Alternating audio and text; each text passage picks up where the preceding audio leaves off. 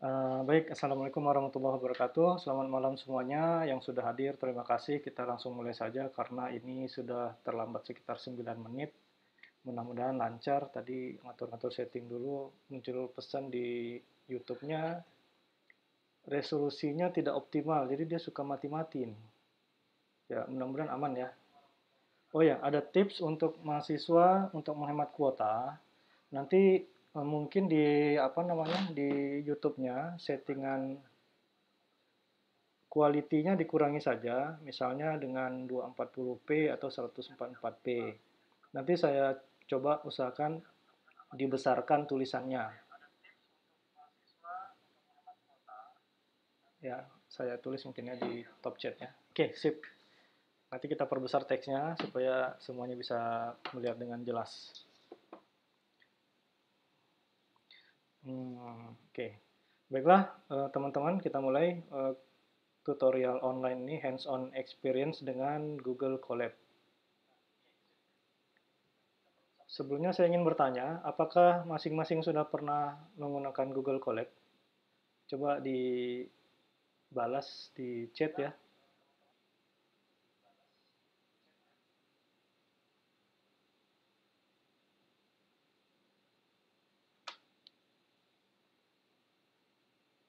Oke, jadi begini, eh, kita akan mencoba, ini nanti akan berguna untuk kalau misalkan eh, Anda ingin mencoba melakukan penelitian di bidang machine learning atau data mining ya. Jadi kita tidak lagi mengandalkan, misalkan ya, saya pernah melihat tugas akhir itu apa, membuat machine learning atau neural network tapi dengan menggunakan PHP misalnya.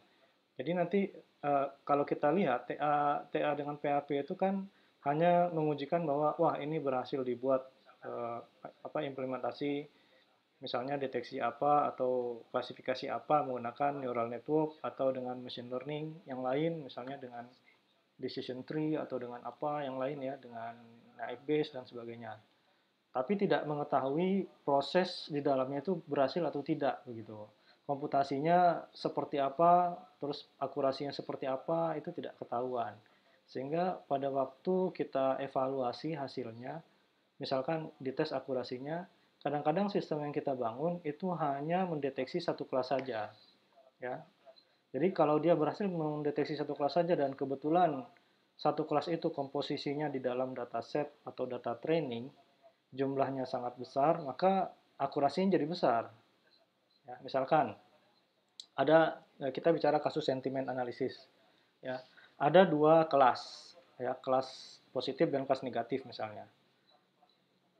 Dan dalam dataset kita itu kebanyakan kelas positif misalnya, katakanlah 80% positif, 20% negatif, ya di dalam dataset baik data training atau data testing, katakanlah seperti itu. Kemudian ketika kita bagi dua datasetnya, porsi training katakanlah 90%, porsi testing 10%. Masing-masing di 90% ini secara acak, itu ada 80% kelas positif dan 20% kelas negatif, ya dari 90% tadi. Jadi masing-masing komposisinya kira-kira seperti itu. Kemudian kita lakukan training dengan machine learning yang kita bangun. Apakah itu neural network ya, ANN misalnya, atau dengan katakanlah decision tree atau dengan naive Bayes dan lain sebagainya. Nah, kemudian kita gembira, wah ternyata sistem kita mencapai akurasi katakanlah 79%. Wah, udah bagus ini. Yang lain-lain misalnya cuma katakanlah 60% gitu. Padahal ternyata semua kelas yang kita deteksi itu adalah kelas positif semua. Kelas negatifnya tidak pernah keluar gitu. Tapi karena kita membangun sistemnya dengan PHP, kita tidak tahu eh, proses trainingnya seperti apa, apakah menghasilkan akurasi yang bagus. Kita tahunya cuma kita testing dengan 10% dataset, kemudian data hasil keluarannya akurasinya 79%, ya katakanlah begitu. Padahal kalau dilihat satu-satu, ternyata sistem yang kita bangun itu yang dia deteksi hanya kelas positif semua.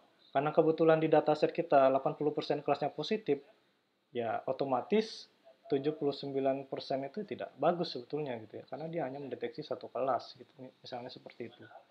Nah, Tujuan kita melakukan pembelajaran machine learning dengan menggunakan Python ini adalah sebetulnya Python ini sangat kaya dengan library ya. Kalau misalkan kita ingin menggunakan metode apa di machine learning, itu library-nya sudah lengkap.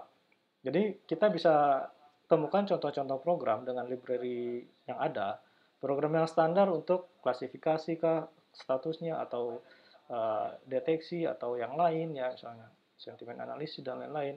Itu dengan 50 baris code dengan Python itu udah selesai penelitiannya. Karena itu kasihan gitu yang udah bangun sistem pakai PHP, udah susah merancang GUI, tapi ternyata hasilnya tidak tepat gitu loh. Nah, oleh karena itu saya ingin membawa kita supaya keluar dari zona mainstream seperti itu ya. TA harus pakai PHP, harus pakai web base misalnya. Ya. Jadi tujuan kita adalah kita gunakan Python dan dengan Python ini nanti kita akan tahu proses trainingnya seperti apa misalnya.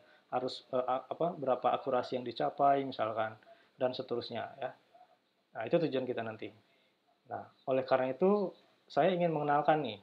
Mungkin sebelum-sebelumnya Anda kesulitan untuk menjalankan Python karena harus install Python di Windows, installnya ribet ya.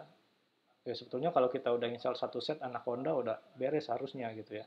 Cuman ada konfigurasi-konfigurasi yang harus diatur sehingga kadang-kadang kita udah deh nyerah akhirnya nggak install-install.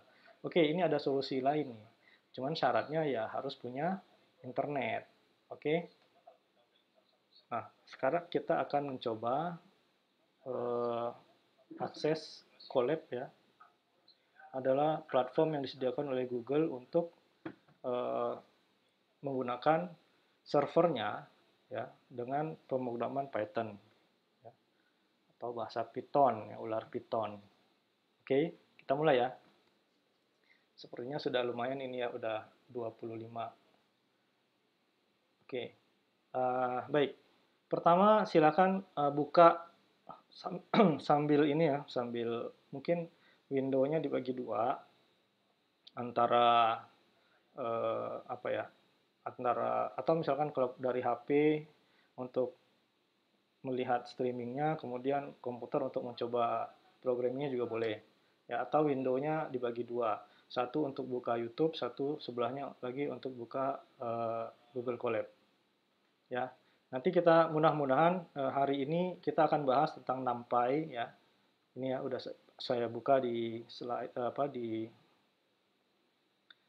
di apa namanya? Di web ya, NumPy. NumPy ini kepanjangannya adalah Numeric Python. Oke. NumPy ini kepanjangannya Numeric Python.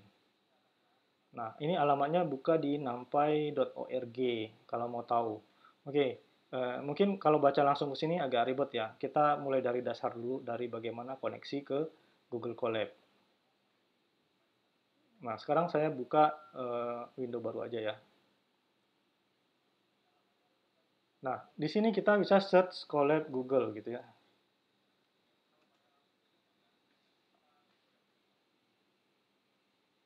Nah, ini udah kelihatan ya, langsung halaman pertamanya, hasil pencarian pertama adalah website Google Colab. Oke, nanti kita bisa sampai kepada bukan hanya machine learning, tapi juga kita bisa terapkan deep learning di sini. Cuman saya terus terang belum pernah coba ya, sekuat apa atau secepat apa deep learning yang disediakan oleh Google secara gratis. Yang jelas pasti ada keterbatasan ya, namanya juga gratis ya. Oke, tapi tidak ada salahnya kita coba. Nah, sekarang kita akan masuk ke basicnya dulu. Kalau Anda sudah menemukan halaman ini, klik saja pada Google Colab. Ya, siapa yang sudah masuk ke Google Colab atau website Google Colab, coba di komen ya. Mudah-mudahan kita bisa sama-sama. Saya langsung demokan, Anda juga langsung demokan sama-sama.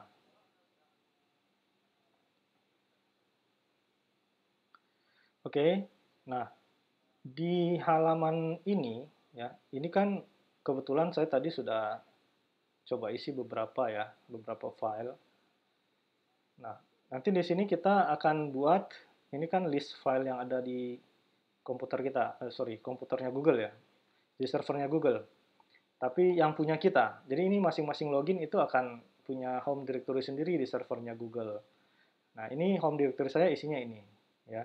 Mungkin di punya Anda semua hanya ada satu file ini ya. Ya, hanya ada satu file ini.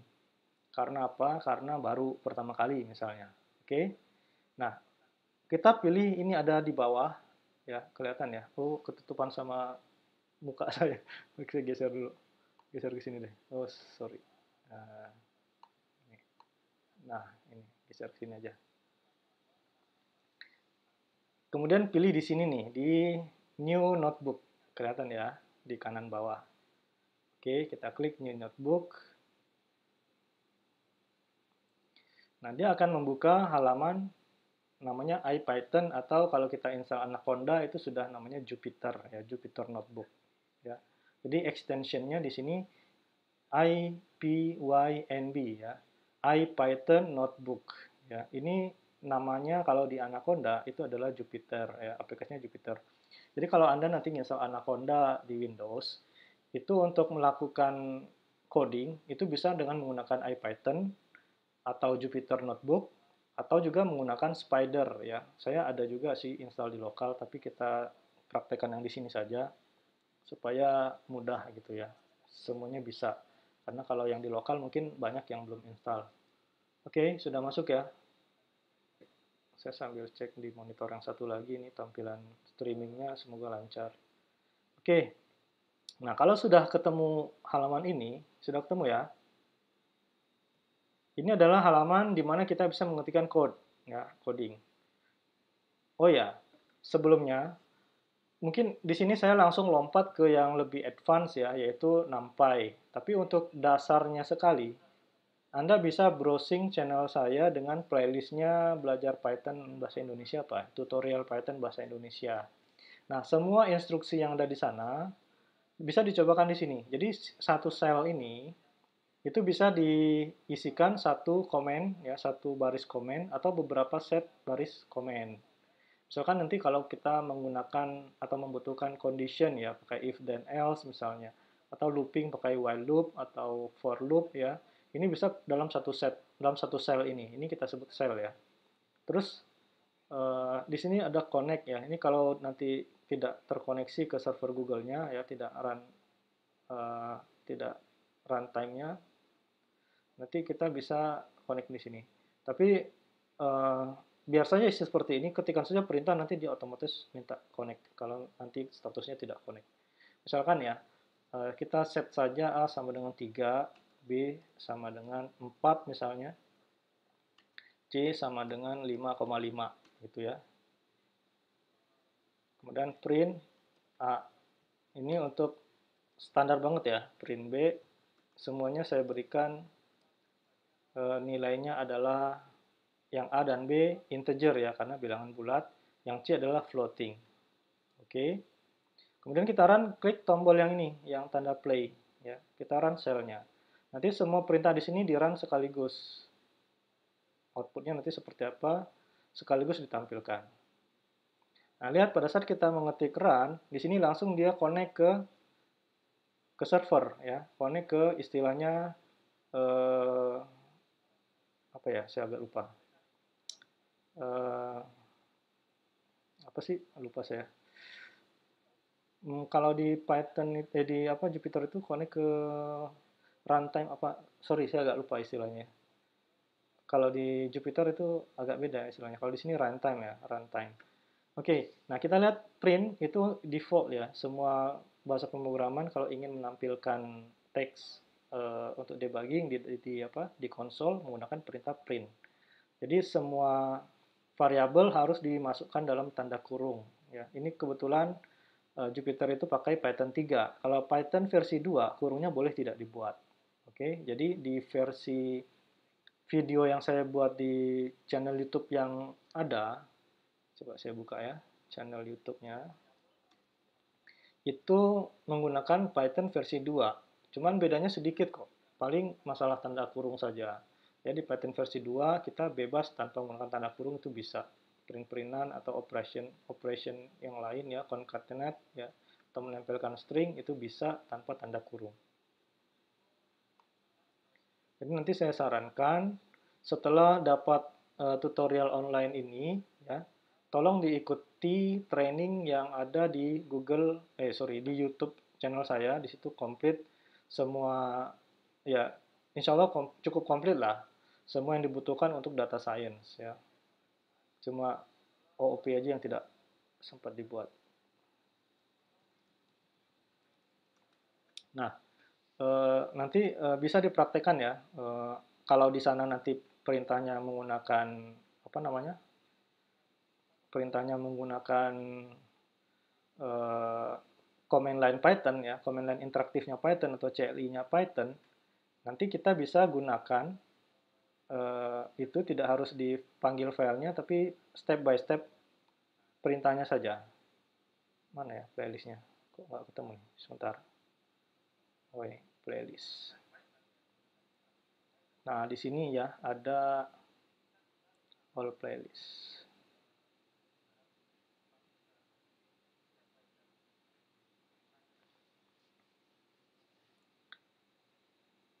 Jadi materinya ini langsung lompat ke NumPy untuk looping, untuk while ya, looping while, looping for, untuk kondisi if, untuk fungsi dan seterusnya. Silakan cek di sini di apa namanya? Di playlist saya. Nah, di sini ya ada contoh-contoh program Python. Ya, ada satu lagi mana? Kok nggak kelihatan?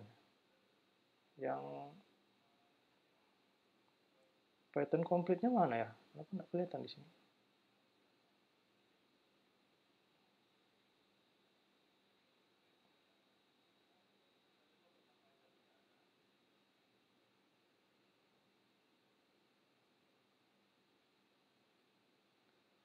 Nah, di sini lumayan banyak ya, tapi sayangnya tidak semua nih.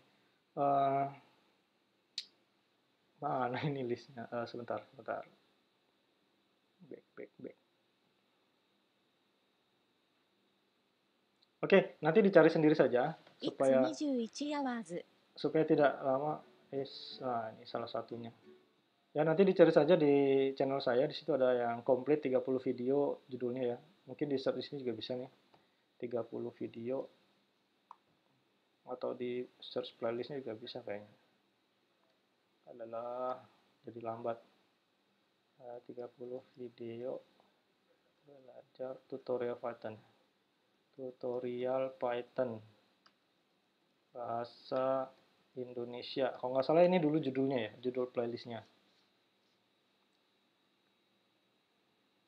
Nah, ini ya, ketemu kan?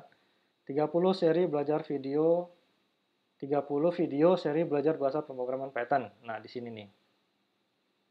Di sini ada playlistnya di sini, silakan dicari ya. Oke. Baik, balik ke collab. Kembali ke collab ya. Di sini kan tadi kita masukkan variabelnya semuanya adalah angka ya.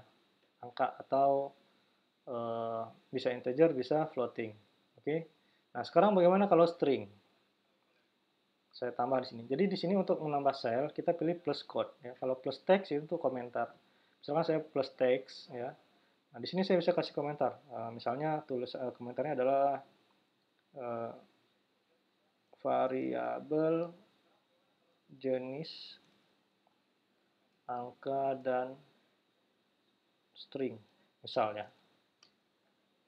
Oke. Kalau oke, kita bisa klik saja di luar ya. Tambah quote misalnya. Ini udah selesai. Kemudian tadi saya mau matiin apa ya? Oh, ini ada stop recording bikin lambat ini. Sebentar. Oke. Nah, ini tadi untuk menambahkan teks di dalam. Jadi bisa pakai teks. Terus kalau plus quote itu menambahkan sel yang baru. Oke, masih jalan ya. Menambahkan sel yang baru. Kelihatan tulisannya. Kalau tidak kelihatan, oh saya lupa tadi harusnya saya besarkan dulu. Nah, kelihatan ya. Oke.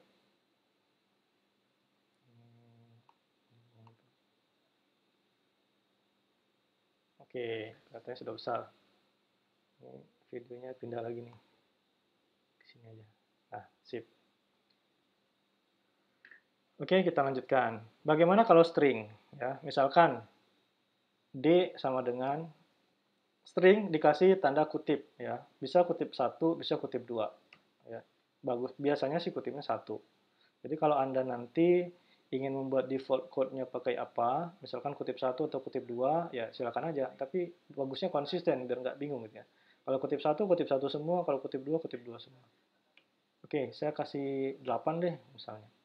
Terus saya kasih misalkan itu stringnya kalimat misalkan. Ini adalah angka misalnya. Ada spasi ya, enak. Terus saya print di sini. D, sorry.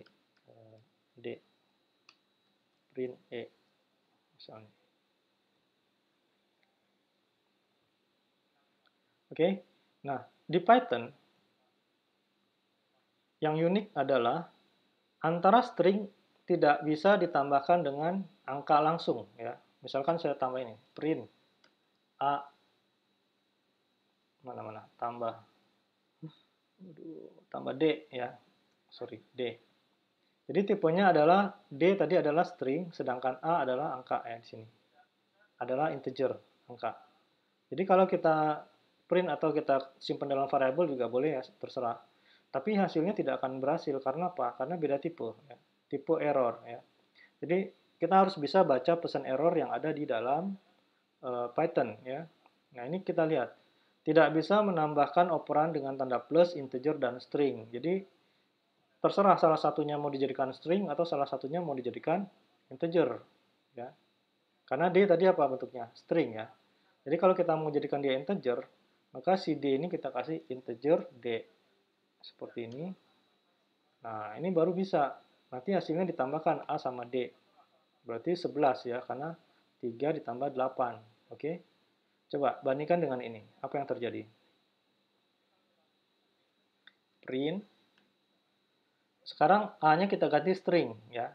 Kan tadi dua-duanya tipenya diganti jadi integer. Sekarang A-nya saya ganti string.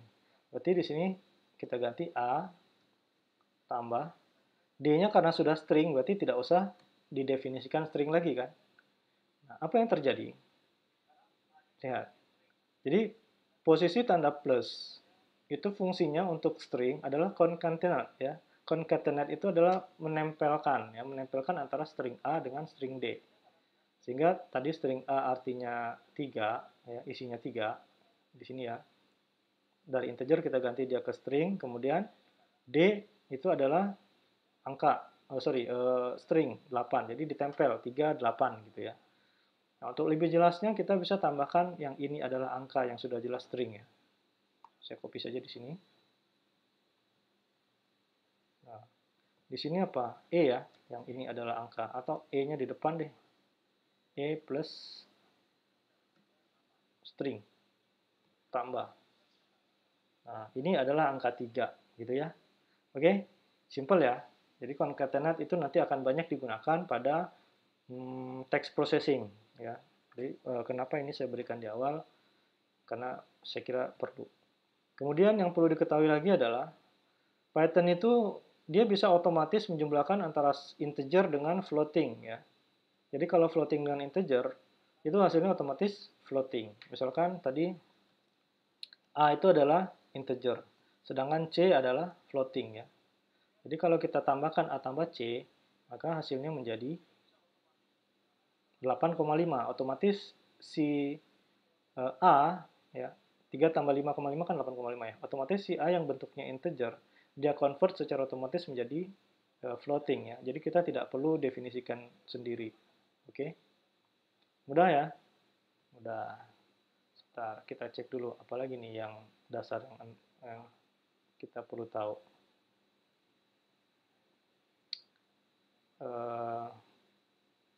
Kayaknya oke, kalau kali bagi tambah kurang gimana? Ya sama ya. Misalkan di sini saja nih saya bikin print A tambah C, copy paste di sini. Nah, print A kali C misalnya, A kali C, A kurang C, A bagi C gitu ya. Nah, ini hasilnya ya. Jadi otomatis semua dikenali sebagai floating. Jadi kalau dua tipe data yang berbeda asal dua-duanya angka, itu Python otomatis menyesuaikan. Enak ya? Oke. Kemudian kita lanjut ke NumPy ya. Nah, ini yang agak advance ini. Oke. eh,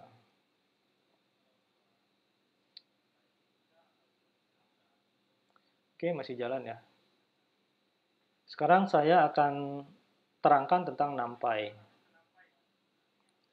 Sebelumnya kita bahas ini deh. Mana tadi? Eh,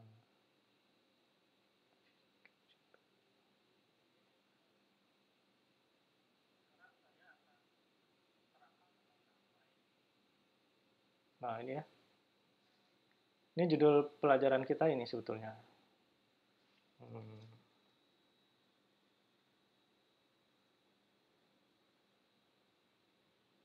Kelihatan ya. Nah, belajar Python tanpa install Python untuk data science dan machine learning. Ya, NumPy itu adalah numerical Python. Ya, dia sangat berguna dalam programming data science, computer vision. Ya, computer vision itu sama dengan image processing juga ya masuk ya, video processing misalkan. Kemudian machine learning, text mining, data mining, dan deep learning. Jadi dia sangat powerful untuk pengolahan data numerik. Khususnya, semua aplikasi yang membutuhkan komputasi matriks atau array. Jadi tidak hanya ini ya. Misalkan kita punya tabel Excel biasa kita olah dengan Python, itu bisa ya, mengolah data mahasiswa, data nilai, dan seterusnya. Walaupun pada akhirnya banyak library dari ML atau machine learning, CV atau computer vision, dan DL atau deep learning telah memudahkan pembacaan file dataset, ya, operasi-operasi yang tadi, tapi untuk melakukan analisis dan ekstraksi, ya ekstraksi itu maksudnya misalkan datasetnya udah kita transfer menjadi tabel gitu ya, tabel antara sampel dengan feature. Ya, kalau kita bicara machine learning, matriks yang kita punya adalah barisnya adalah sampel, kolomnya adalah feature. Oke. Nah, jadi walaupun mereka udah punya eh, apa ya namanya eh, metode untuk membaca atau mengakses data tersebut, tapi menggunakan NumPy itu lebih mudah karena dia bersifat general, sedangkan masing-masing library ini dia spesifik ke library-nya masing-masing ya. Jadi kurang familiar begitu. Kalau mau pakai yang punyanya mereka, kita harus buka manualnya gitu. Karena itu NumPy ini powerful untuk kita pakai ya. Karena dia juga ringan dan dia juga mudah dan general ya. Bisa dipakai untuk semua masalah-masalah yang tadi disebutkan di sini. Data science, computer vision, machine learning, dan deep learning. Kursor saya nggak kelihatan ya. Oke, ya dibaca saja di teksnya yang di baris poin kedua. Kemudian latihan satu NumPy. Latihannya cukup banyak ya, cuman nggak sempat saya tulis semua. Bagaimana membuat array, konversi objek di dalam array, menggunakan NumPy untuk mengenerate array, ya pakai linspace atau pakai random nanti ya. Kemudian dasar operasi manipulasi atribut pada array, operasi aritmetik kalau dengan array, pada array dan seterusnya. Oke, ini kira-kira yang akan kita pelajari yang menjadi dasar untuk data science. Oke, kita balik ke yang tadi. Iya, benar ya. Ini karena tidak optimal katanya kata si YouTube-nya resolusinya tidak optimal katanya. Makanya sering putus-putus ini. Mohon maaf ya. Saya pantau terus kok ini. Kalau putus saya ulang lagi ininya. Oke. Nah, jadi tujuannya di SNP ini adalah untuk mengurangi karakter ya. Kita tidak perlu melakukan panjang-panjang. Oke, masih lancar. Oke, uh, misalkan nih, kalau kita menggunakan list biasa di Python ya, standarnya Python, misalnya nih variabelnya adalah x sama dengan kita di sini bicara array ya. Kenapa kita harus bicara array? Karena yang namanya data science itu tidak terlepas dari operasi array dan matriks ya, matriks dan vektor. Bisa satu dimensi, ya, satu kali n gitu ya dimensinya itu adalah. Terus ini kayaknya agak keputus ini.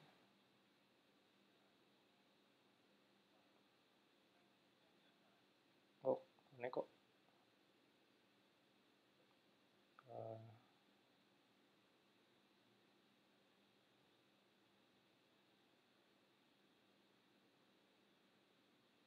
kita pindah ke bawah saja, kayaknya tadi putus ya.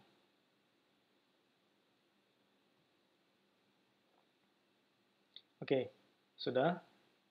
Nah, ini kalau kita print,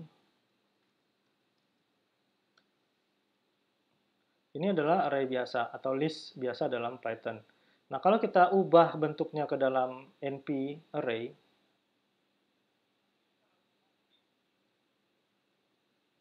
kita ubah bentuknya ke dalam NP array.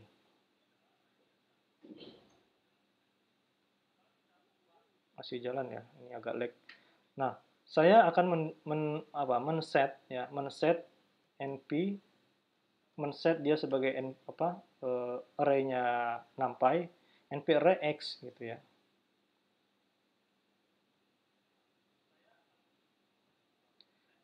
Nah, ini kalau kita lihat ini adalah petunjuknya. Jadi array itu ada objek, tipe datanya apa, copy, true, ya, order. Jadi kalau copy true itu di copy nilainya.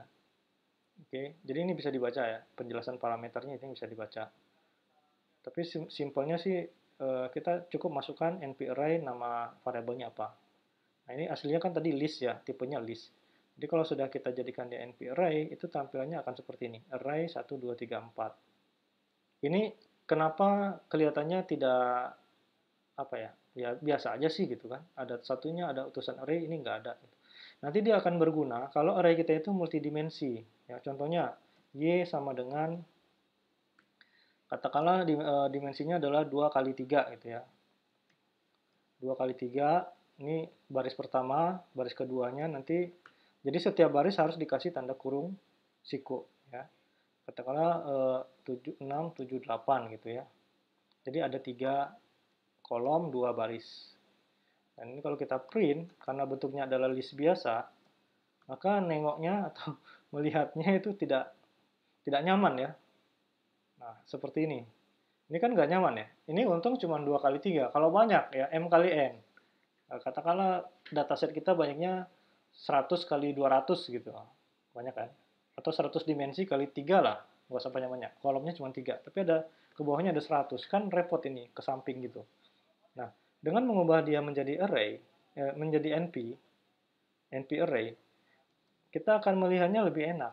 Ya, NP array. Nanti juga untuk operasional juga lebih enak. Nah, kelihatan ya di sini. Ada 2 baris dan ada 3 kolom, begitu ya. Jadi di sini untuk numerikal kita menggunakan NP itu akan sangat dimudahkan. Oke, kita lanjutkan.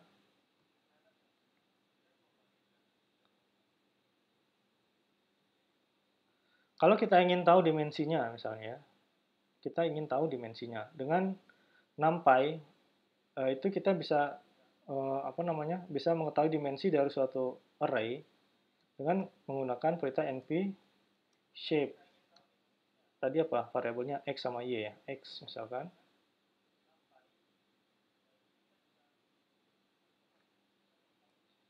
Ini jangan bingung masalah help-nya ini ya. Ini karena kebetulan saya buka Google dan upload streaming sekalian. Ini jadi agak lambat performanya, jadi mohon maaf.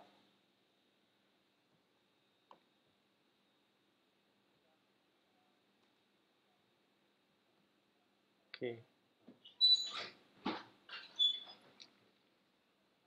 Nah, ini kita lihat ya. Dimensinya ada 4. Artinya apa? Ada 4 komponen. Ya, X. Kita lihat tadi kan ada 1, 2, 3, 4. Ada 4 komponen ya. Jadi kita tidak jelas ini shape-nya. Kalau dia pakai list biasa. Oke. Karena dimensinya seperti ini aja ditulis. Walaupun nanti tipenya matriksnya, ini kan kebetulan matriksnya matriks baris ya. 1 kali N. Kalau bentuknya matriks kolom, N kali 1, itu nanti kayak gini juga sama gitu. Wah, runtime disconnect. Kenapa nih? Oke, nggak masalah. Close. Oke, jadi gitu ya. Misalkan nih, saya buatkan satu lagi contoh. Kenapa kita harus dalam di sini? Karena yang namanya data science itu sangat apa namanya ya, sangat concern sama matriks dan array ya. Kalau dalam matematik namanya matriks, kalau dalam komputasi namanya array, komputasi komputer. Jadi kita sangat concern sama namanya dimensi, sama namanya tipe matriksnya M kali N atau N kali M gitu ya. Nah, kalau kayak gini, ini bentuk vektor kan nggak kelihatan ya statusnya. N kali 1 atau 1 kali N ya. Contoh nih, tadi X, Y, sekarang Z. Isinya adalah matriks yang bentuknya ke bawah. Misalkan 1, ya gini lah ya. Pokoknya ini ke bawah aja. Nah ini, print Z. Ini fundamental, saya harap semuanya paham. Nah ini kelihatan ya, kalau pakai list biasa ini kan ya mendatar aja kelihatannya gitu. Kayak nggak ada bedanya sama yang X ya. Mana tadi X? Ini ya. Cuman bedanya di sini ada kurung masing-masing gitu kan. Tapi ini sebetulnya dimensinya ke bawah. Tapi kalau kita ketikkan shape-nya seperti yang tadi, saya copy saja supaya cepat.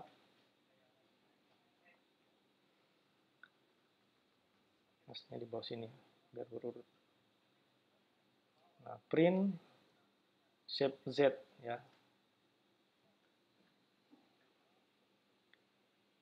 Oh ya, kelihatan ya 3 kolom kali 1 baris ya. Kalau ini nggak kelihatan 4 kali 4,1 gitu ya. Kalau ini 3 kolom kali 1. Gini, problemnya gini. Ini ngasih tahu aja, mana tahu nanti ada yang wah dari sini langsung explore semua video tutorial Python-nya langsung jago, habis itu langsung terjun ke deep learning gitu.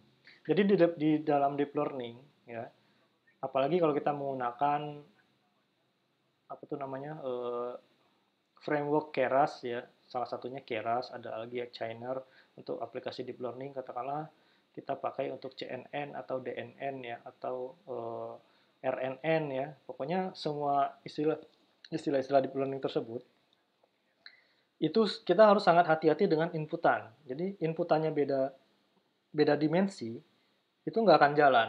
Contohnya kayak gini nih, X ya. Yang dikehendaki misalkan X-nya harus kayak gini ya, 1 kali 4 gitu. Dia maunya 1 kali 4 inputannya. Tapi kalau kita punya list biasa ini jadi input, ya. Jadi kalau kita lihat shape-nya cuma 4 koma seperti ini, maka itu nggak akan berhasil-berhasil ya. Kadang-kadang kita nggak bisa baca pesan errornya, tapi ternyata errornya ada di sini, dimensi gitu. Nah, dengan menggunakan NP array, itu kita bisa mengubah dimensinya tadinya 4 koma menjadi 1 kali 4 gitu. Nanti akan kita praktekkan sampai ke sana, oke? Sekarang kita bertahap dulu, ya. Nah, bagaimana mengubah bentuk list biasa standar Python seperti XYZ menjadi NP array-nya NumPy? Ya tinggal tadi perintahnya udah kita print di sini ya, NP array Y. Misalkan kita ganti nih tipenya. X1 sama dengan np.array dari X gitu ya. Kita ganti tipenya. Ini saya bikin X1 biar nggak nimpa X, jadi kita bisa bandingkan yang lama kayak apa, yang baru kayak apa gitu. Print, misalnya ya, X, di sini print X1.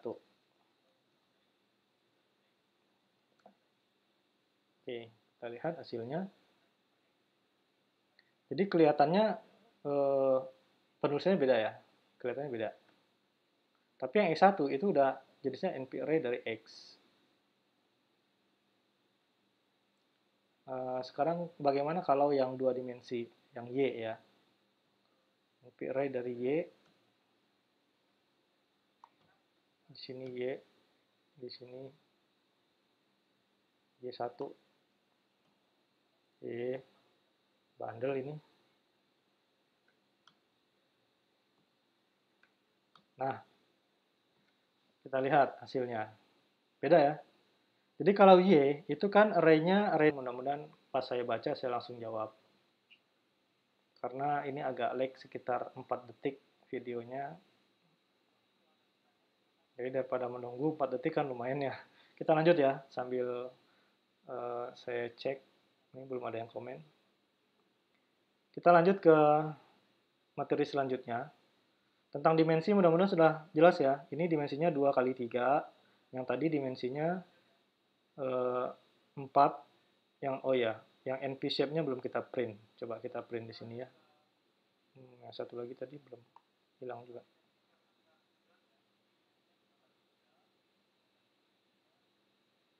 Nah, ini kita coba buat Z deh ini. Z, Z1 ini dengan Z, ini print Z1, kemudian print np size shape ya, sorry. Man, charger ada man, tolong man, charger. Ini untuk modemnya. Nah, nanti di sini akan kita lihat perbedaannya. Itu kabelnya aja, ya udah. Oh, dari komputer aja. Habis baterai teman-teman. Aduh, ini aja. Ini HP-nya habis baterai untuk ngetes koneksi. Jadi kalau nanti muter-muter kan kita bisa. Oke, sip. Nah, lihat ya. Kebetulan untuk apa namanya array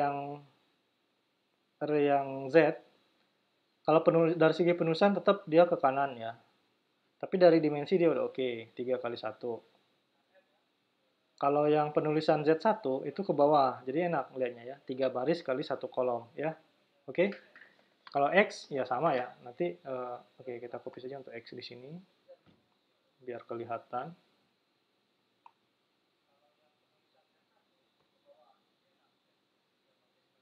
Di sini X1.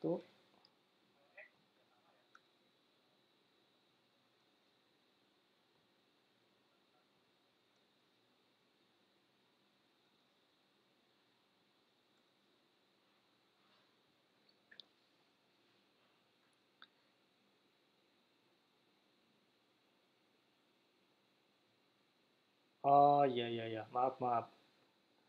Tadi saya lupa menerangkan ya. Ini kan cuma shape ya. Nah, kalau kita ingin mengganti dia harus bentuknya 1 kali N ya. 1 kali N. Putus. Putus. Cek cek.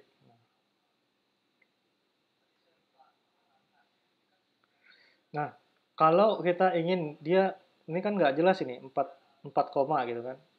Kalau di Keras itu nanti dia harus misalnya apa? Ya misalkan 1 kali 4 gitu ya. Jadi 1 kali 4. Ini kurungnya kurung siku atau kurung bulat ya? Saya agak lupa nih. Sebentar. Nah, gini ya. Print shape. Di sini kita print shape X2.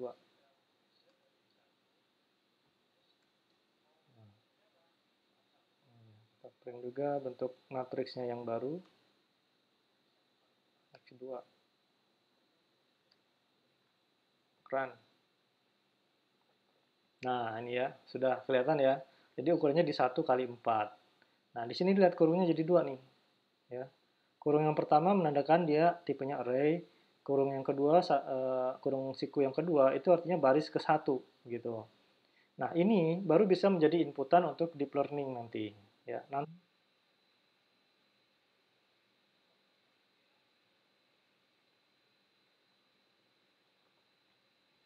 kalau ada yang pengalaman tentang show kursor atau show mouse di dalam ini bisa kasih tahu saya. Nggak kelihatan di mana settingannya. Hide cursor over projector.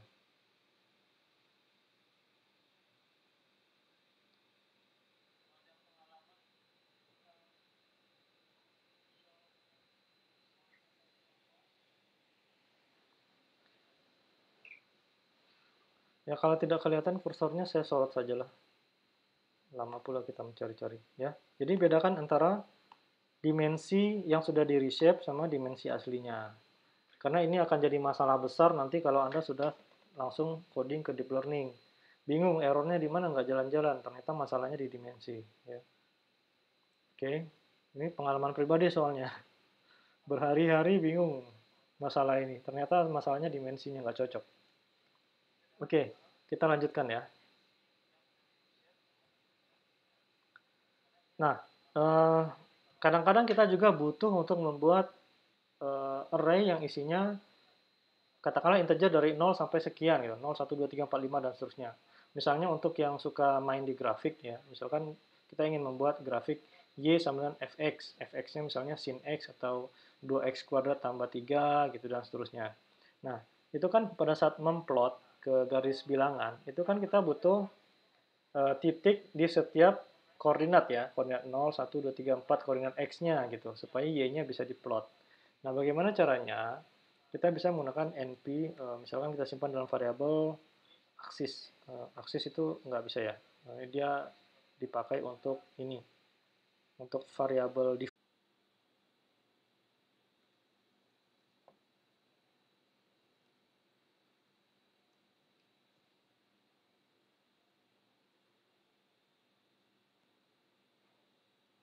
Nah, masuk.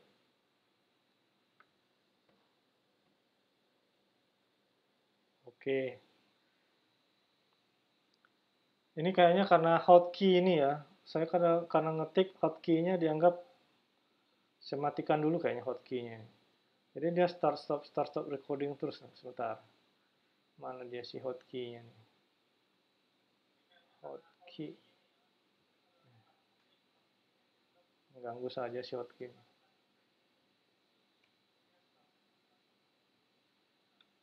Delete.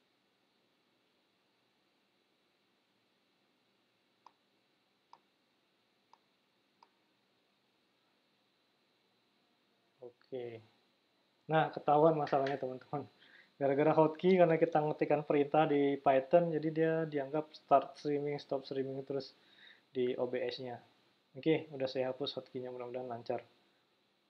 Oke, tadi sampai di mana? Sampai di ini ya.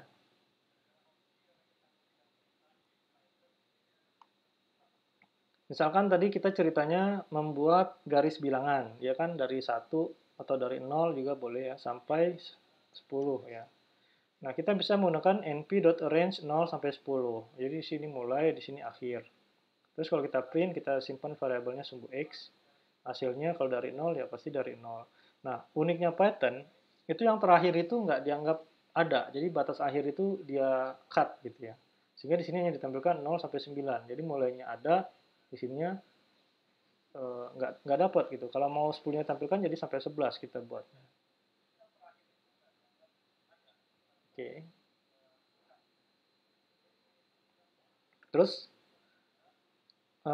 ada juga teknik kalau kita mau dia ada incrementnya bukan satu, ini kan defaultnya satu ya. Jadi kalau kita mau incrementnya 2 misalnya, kita bisa tambahkan di sini 2 gitu ya. Jadi incrementnya nanti 22. Sumbu x1 deh variabelnya biar berbeda. Nah, seperti ini ya. 0, 2, 4, 6, 8, 10. Jadi incrementnya 22. Jadi di baris terakhir ini atau di parameter terakhir ini kita berikan stepnya berapa ya, atau incrementnya berapa, 22 misalnya. Kemudian selain kita menggunakan apa namanya np arrange, kita juga bisa pakai namanya linspace ya. Kalau dalam MATLAB itu pakai linspace biasanya. Mungkin ada yang ingat tentang linspace. Kalau di MATLAB ya, pakai linspace. Jadi misalkan saya copy paste aja. Sumbu x3 misalnya ya. Di sini perintahnya dengan linspace. Nah, di sini ada start, ada stop. Ini jumlah angkanya. Nah, endpointnya true atau false ya. Ya, kelihatan ya. Oh, nggak kelihatan kayaknya ya. Terlalu ke bawah.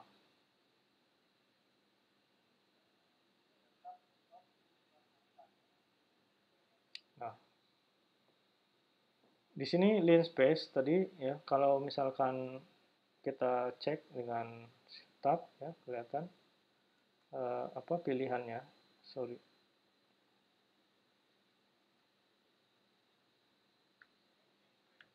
Jadi awalnya misalnya 0 tadi ya. Ini ya. Startnya 0. Stopnya mau berapa? Katakanlah 11. Terus ada berapa angka di sini ya? Numbernya berapa gitu. Misalkan ada 12 ya, biar satu-satu stepnya. Endpointnya true berarti endpointnya angka 11-nya tampil. Ya, kalau tadi endpointnya defaultnya false ya, endpointnya nggak ada. Gitu. Nah, kalau kita print di sini ya, 0, 1, 2, 3, 4, 5, 6, 7, 8, 9, 10, 11 ya. Jadi dari 0 sampai 11 ada 12 angka. Jadi jumlah angka ini yang menentukan stepnya. Beda dengan arrange. Kalau arrange stepnya ya lompatannya berapa gitu. Kalau di sini step terakhirnya adalah jumlah angkanya. Jadi kalau di sini kita mau jadikan dia 24, berarti jadinya setengah-setengah kan ya. Nah ini ya, nggak terlalu pas setengah-setengah ya. Gitu. Jadi kalau ini ukurannya nggak sama, di sini antara 10,5, 11 kan cuma beda 0,48 ya kalau dibulatkan. Ini nggak mau kita tampilkan, jadi di sini kita bisa set false ya, endpointnya false. Nah, di sini endpoint sama dengan true defaultnya. Kita bisa set false, sehingga nanti tampilannya jadi kayak gini kalau kita print. Dia yang 11-nya nggak tampil di sini. Oke, jadi itu beda antara NP Orange dan NP Linspace. Gimana? Ada yang mau bertanya? Maaf tadi tidak lancar karena saya lupa matiin itu ya, matiin hotkey.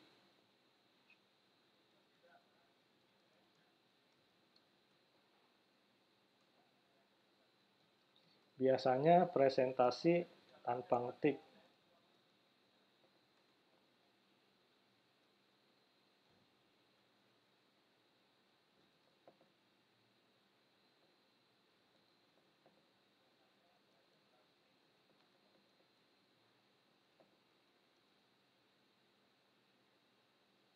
Jadi streamingnya putus.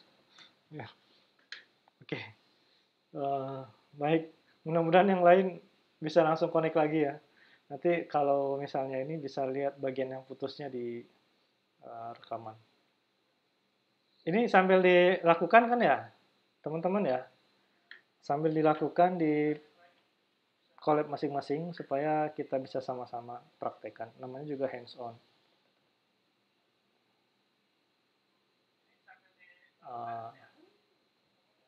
Ini ada pertanyaan dari Mas Faiza Awan.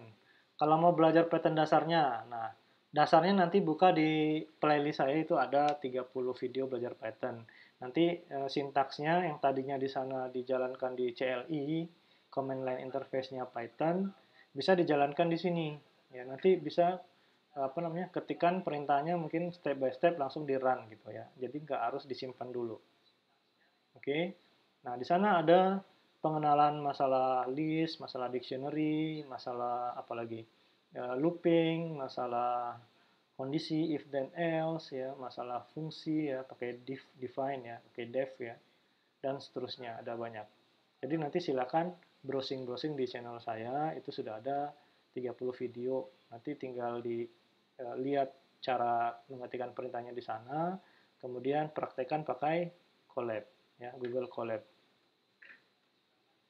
Oke, ada lagi yang mau bertanya?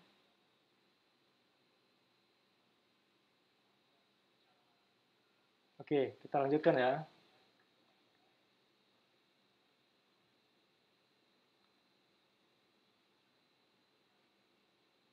Oh ya, satu lagi perbedaannya antara ini arrange sama linspace ya.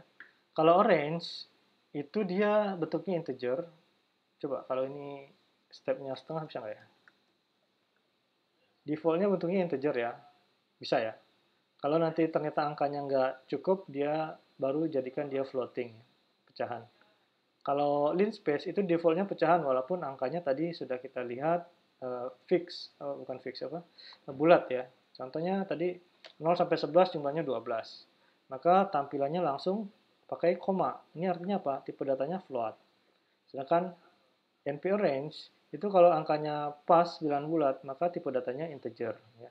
Ini contoh yang float. Oke. Nah, di situ enaknya Python dia menyesuaikan. Kalau integer ya jadinya integer ya, kalau dihitung ternyata harus float jadinya float. Kita nggak usah repot apa namanya mengset. Oke. Nah, tombol tambah. Code.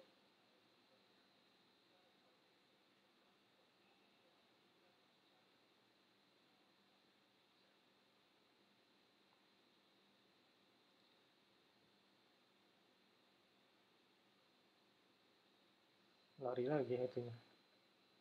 Code-nya tambah.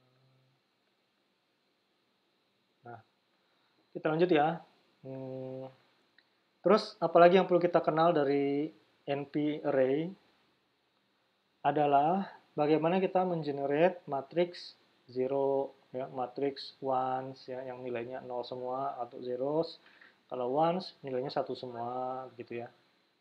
Itu nanti di mana gunanya? Kalau kita bekerja dengan CNN atau image processing, ya.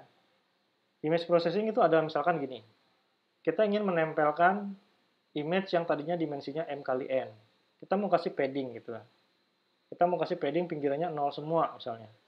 Nah, ini gunanya menggunakan perintah mengenerate zeros, nanti tempel aja di atas pakai concatenate, operasi matriks concatenate. Jadi ditempel, gimana yang menggambarkannya? Agak susah juga nih. Ya, paham ya maksud saya ya? Misalkan, pakai kertas aja deh. Biar enak. Aduh, maaf, berisik. Jadi, matriks zeros dan ones itu perlunya nanti gini. Kelihatan ya? Mana videonya?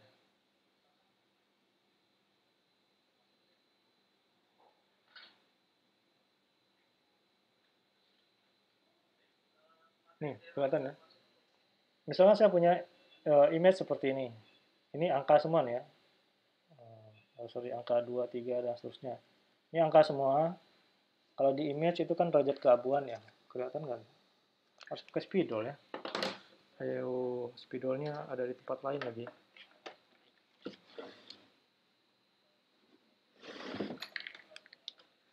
Salman, Salman, Man, Men, Men. Aduh. Gini nih. Asumsi ini buku ini adalah picture. Oke. Nanti pada saat Anda bekerja dengan deep learning mengolah image misalnya. Di sana ada istilah padding ya. Padding image itu adalah menambahkan margin di luar dengan nilai 0 semua. Paham maksud saya? Jadi image itu kan isinya matriks M kali N. Oke, ini M, di sini N, angka, ya, M kali N angka, yang isinya ada angkanya. Angka itu menyatakan derajat keabuan dari suatu image. Nah, pada saat kita bekerja dengan CNN, image itu harus dikasih padding, ya, ditempelkan di sini, ditambah marginnya, isinya 0, ke sini ke bawah 0, ya, ke bawah sini 0, dan di samping sini ke bawah juga 0, gitu ya. Jadi sekelilingnya 0. Nah, bagaimana caranya menambahkan 0? Salah satunya dengan menggunakan NP zeros. Nanti menambahkannya dengan concatenate, ya, ditempel gitu ya. Ditempel nilai matriksnya bagian baris sini, kolom sini, dan seterusnya. Meskipun nanti ada cara yang lebih mudah pakai padding, ya, aplikasi padding dengan library, katakanlah kita pakai Keras misalnya, ya, atau pakai Shiner dan lain-lain. Oke, sekarang cara mengenerate-nya dulu, mengenerate matriks atau array 0 ya. Saya nggak usah simpan variabel ya, saya pakai print aja. Kalau mau simpan variabel tinggal ketikkan x sama dengan misalkan np.zeros gitu ya. Mau berapa, kemudian print x gitu kan. Nah, ini supaya cepat nanti saya akan langsung print saja, tidak usah disimpan variabel biar nanti Anda terserah angkanya 0. Titik-titik ini ya gitulah, pokoknya ada angkanya gitu. Dia nggak usah tunjukin semua. Nah, itu untuk zeros. Kalau untuk Kalau untuk ones itu sama, tinggal ganti zeros-nya dengan ones. Jadi nanti jadinya matriks satuan. Ones ya. Oke. Nah, ini nilainya satu semua. Karena kegedean saya ganti aja 4 kali 4 lah, biar nggak terlalu besar. Oke. Nah, jelas ya. Terus yang perlu kita ketahui lagi adalah matriks identitas ya. Matriks identitas itu adalah nilai yang diagonalnya 1, tapi yang lainnya 0. Kayak ini. Di sini 1, 1, 1, 1, ya. Yang lain di sini 0, ini 0, yang ini 0 gitu ya. Nah, caranya seperti apa? Nah, dengan numpy gitu kita dengan perintah page-nya belum kelihatan. Dengan perintah np ice gitu ya. Mantap gitu. Di sini misalnya kita bikin 4x4 saja ya, biar nggak terlalu besar.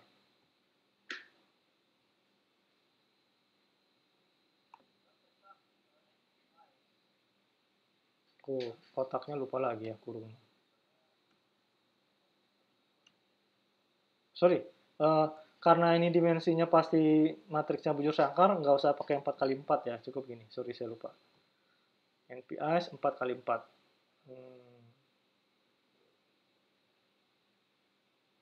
Sorry, ada S. Sorry, ada S-nya salah. Nah, ini ya. Kelihatan ya? Jadi pada diagonalnya 1, 2, 3, 4. Ya, 1 semua. Di atasnya 0, di bawahnya 0. Ini biasanya kalau kita... Nah, dengan nilai random, itu ada beberapa cara. Contoh, kalau kita dengan perintah np random.rand. Ini dia akan merandom dari nilai D0, D1 sampai Dn. Jadi ini dimensi ya, dimensinya mau berapa kali berapa. Contohnya, kalau saya masukkan hanya satu dimensi, M kali 1 gitu ya, misalkan 4 kali 1, maka dia hanya akan menghasilkan random satu saja gitu. Satu, maksudnya satu apa? Satu kali n ya, 1 kali 4 ya. Tapi kalau kita buat dia randomnya dimensi m kali n, maka dia akan menghasilkan seperti ini ya. Misalkan mau 4x4 atau 3x4 gitu ya, bebas, terserah.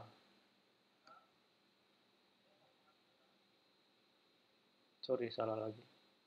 Kurungnya salah kayaknya.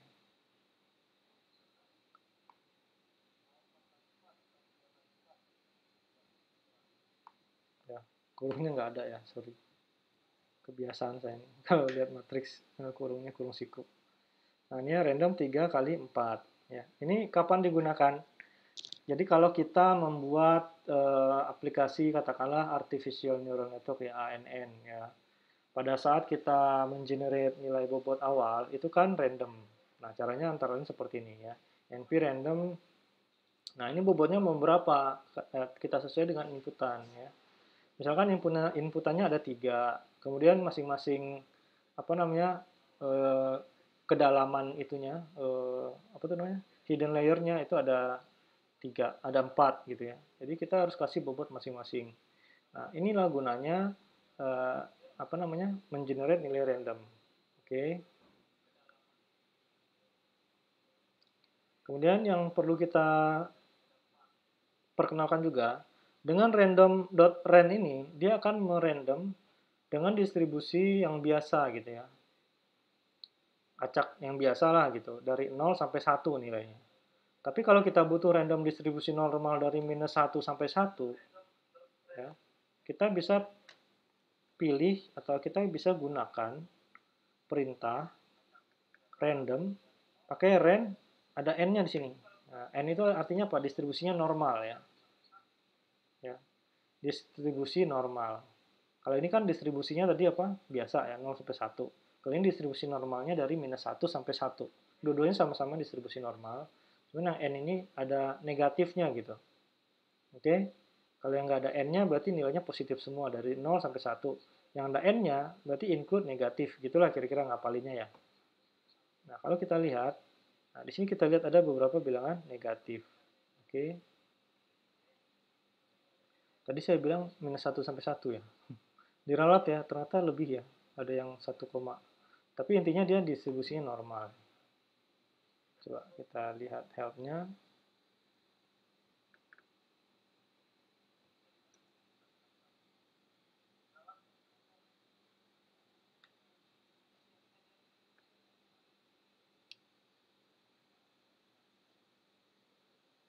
Lamanya nggak muncul nih. It's 22 hours. Nah ini ya. Return a sample or samples from standard normal distribution. Ya. Jadi distribusinya standar normal distribution.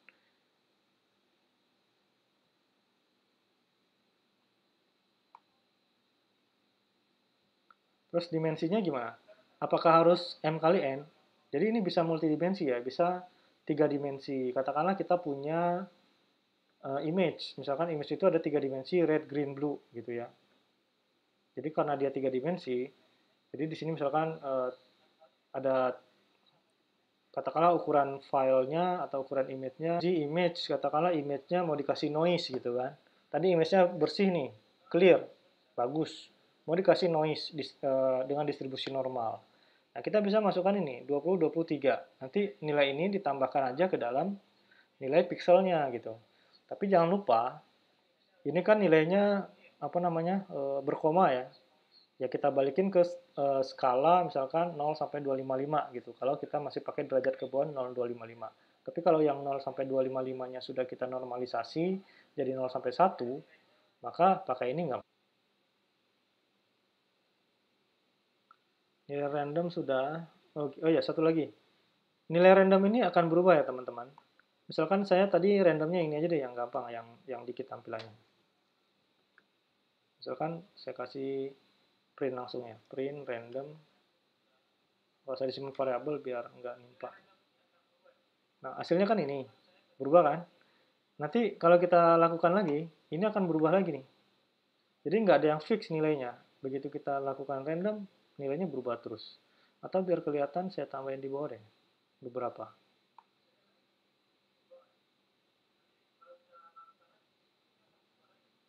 Nah,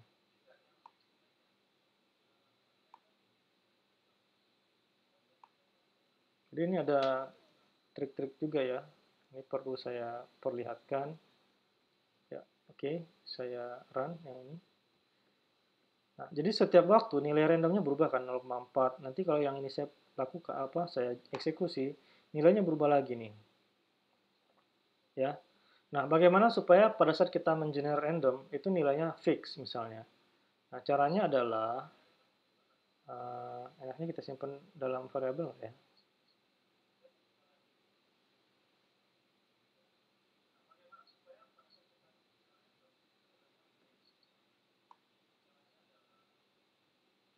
Nggak usah disimpan ya, kita print aja deh.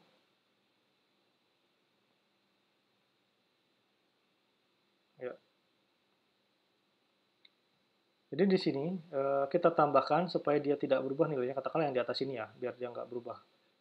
Nih, kita tambahkan di atas namanya np.random.seed. Nah, angka seednya terserah, kasih angka berapa aja boleh, misalkan 20 gitu.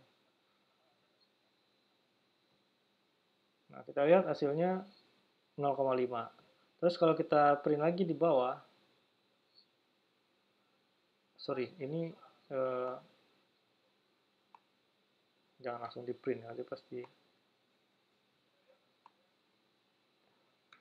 berubah kalau print. Ini np random ran 4 nilainya 0,5. Terus kalau kita ulang lagi, nilainya tetap ya 0,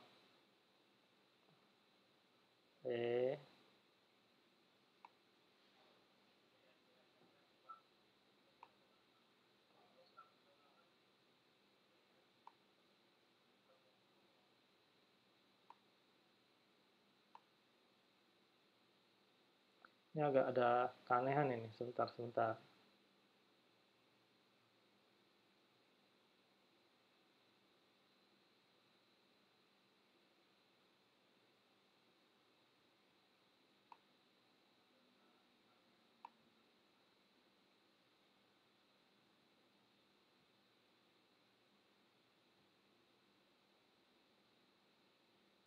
Ini karena tadi udah tersimpan ya.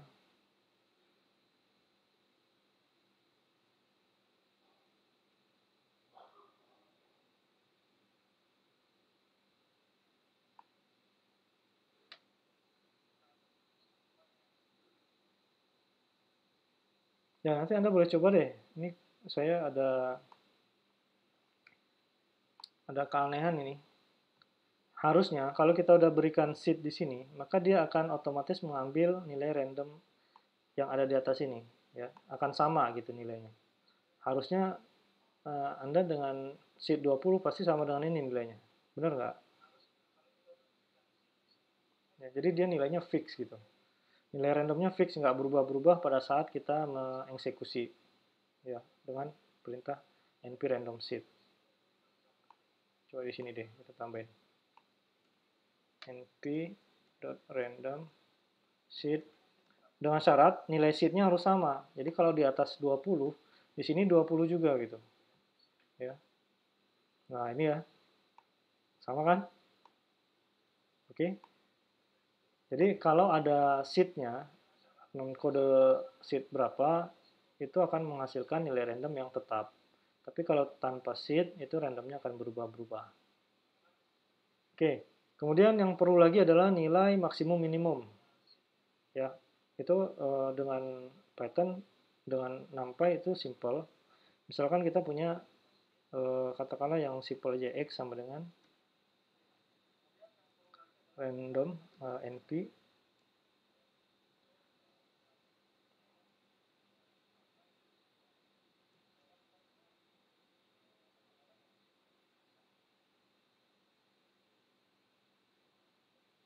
oh ya satu lagi yang lupa saya. Tadi kan randomnya berbentuk angka floating ya. Gimana kalau kita mengenerate random angka integer? Kita pakai random integer ya, rand in gitu ya. Artinya random integer. Mau berapa? Misalkan ada 10 angka gitu kan.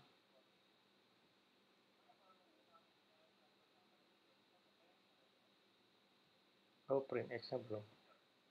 Lupa.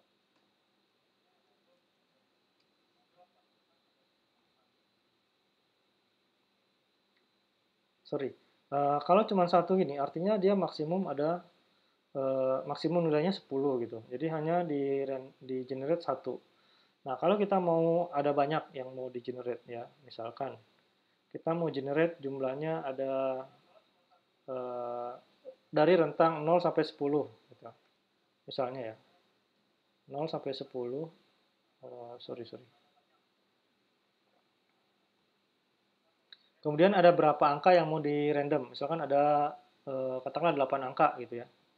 Jadi nilainya random antara 0 sampai 10, jumlahnya ada 8. Jadi random integer 0 sampai 10 ini adalah rentang nilai maksimum dan minimum, terus jumlahnya ada 8. Nah, ini kalau kita eksekusi ada 8 nilai random di antara 0 sampai 10. Ya, 1, 2, 3, 4, 5, 6, 7, 8. Oke. Kemudian kalau misalnya kita mau randomnya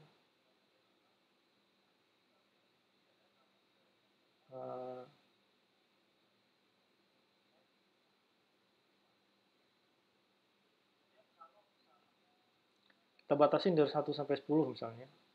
Jumlahnya ada 50 misalnya. 50 data gitu ya. Nah, ini hasilnya kayak gini. Ya, 1 sampai 50 jumlahnya.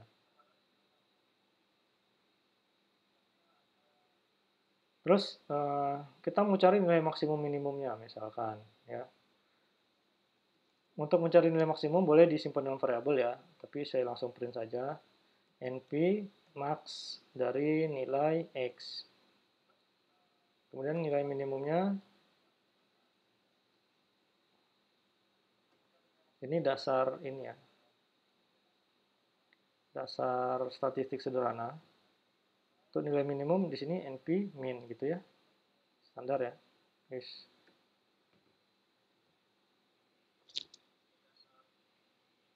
Jadi nilai maksimumnya 9, kalau kita lihat di sini ada 9, nilai minimumnya ada 1. Yang nggak terlalu kelihatan ya. Coba kalau ganti 100 deh. Di sini ganti 10 gitu. Gimana? Nah, ini angkanya nih. Ya. Kalau kita lihat nilai maksimum minimumnya ada 98 dan 10 ya. Mana 98? Ini ya. Kemudian yang 10 ada mana 10? Nih. Oke. Nah, contohnya asumsi nih pada saat text mining. Kita sudah pecah suatu koleksi dokumen ke dalam kata-kata. Katakanlah kita punya 100 dokumen ya, ada 100 dokumen. Setelah kita pecah-pecah jadi kata-kata, istilahnya tokenisasi. Kata-kata yang kita hasilkan itu ada kosakatanya ya, kata uniknya ada katakanlah 10.000. Banyak ya, dari 100 dokumen menghasilkan 10.000 vocabulary atau kata-kata. Nah, ranking 1 sampai ranking 10.000 itu isinya frekuensi gitu. Karena katanya sudah unik ya, misalkan kata saya, dia, itu muncul berapa kali. Kata mencari muncul berapa kali. Nah, misalkan ini adalah frekuensinya nih, dari kata nomor 1 sampai kata nomor 100, atau kata nomor 10.000, ya, urutan vocabulary-nya. Nah, kita bisa mengetahui maksimum, nanti kita bisa sorting juga, itu udah saya cantumkan contoh ini codingnya di kuliah Information Retrieval, silakan lihat ke playlist ya. Nah, ini bisa kita cek berapa frekuensi maksimum dari suatu kata, berapa frekuensi minimum dari suatu kata dengan perintah ini. Oke. Nah, ini kan kebetulan tidak sorting ya. Nah, untuk mencari di kata keberapa, itu kita bisa pakai namanya argmax nanti ya. Argumen yang menghasilkan nilai maksimum dan argmin, argumen yang menghasilkan nilai minimum. Ya. Misalkan ini.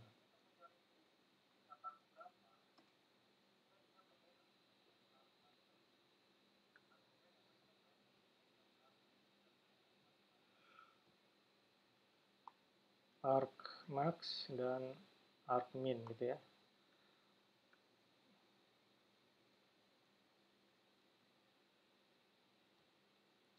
Nah, ini artinya apa? Mencari dia ada di posisi indeks keberapa gitu ya. Nanti kita bisa menemukan nilai yang menghasilkan maksimum dan nilai yang menghasilkan minimum dari suatu nilai acak seperti ini. Berarti dia nilai 98 itu di posisi ke-29. Jadi kalau kita hitung di sini 1, 2, 3, 4, 5 dan seterusnya sampai angka 98 ini adalah di posisi 29. Dan nilai 10 itu di posisi 34 gitu ya. Totalnya ada 50 dari 0 sampai 50. Oke. 49 ya. 0 sampai 49 karena jumlahnya 50. Kalau nomor indeks dari 0. Jadi di sini 0, 1, 2, 3, 4 dan seterusnya dicari aja. Oke ya. Bisa dipahami maksudnya ya. Ini gunanya di mana nanti? Nah, kalau kita mengerjakan neural network ya, katakanlah kita menghitung kelas gitu ya, klasifikasi. Dengan neural network, kelas kita ada 5 gitu misalkan. Kelasnya ada 5 labelnya. Misalkan label 1 namanya kalau kita deteksi misalkan nama binatang gitu ya, apa gambar binatang gitu ya. Kelas 1 misalkan ternyata yang 0,7 tadi adalah di indeks ke 1 karena ini 0 ini 1. Nah, mendapatkan dia di 0,1 di indeks ke 1 itu dengan perintah argmax ya, argumen maksimum. Oke, paham ya? Jadi ini fungsi-fungsi dasar yang sangat diperlukan kalau kita terjun ke terjun ke machine learning atau ke deep learning. Ya, kenapa ini diberikan di awal? Supaya nanti kalau ketemu codingnya nggak bingung kita. Kadang-kadang kita ketemu coding itu bingung ya, ini maksudnya apa, maksudnya apa. Karena apa? Karena memang contoh-contoh program untuk solusi dari permasalahan dengan machine learning itu pendek-pendek ya. Katakanlah kita menjalankan suatu klasifikasi dengan naive Bayes. Hanya 40 baris selesai. Kebayang nggak sih?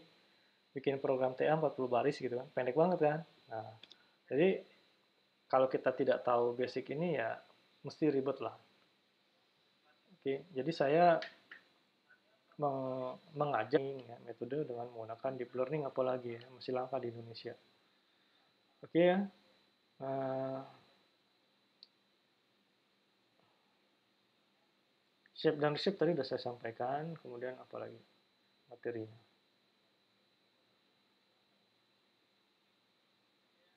Transpose ya, misalkan matriks transpose ya. Oh, yang reshape dulu deh. Ini kita reshape nih. Ini kan tadi 1 kali N ya. Kita bisa print dimensinya.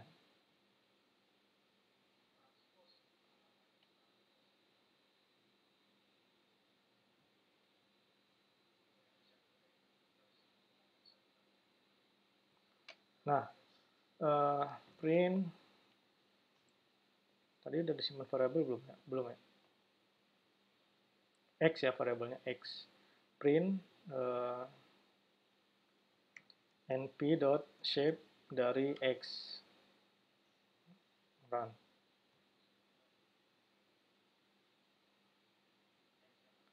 Nah, ini kan ukurannya 50, oke.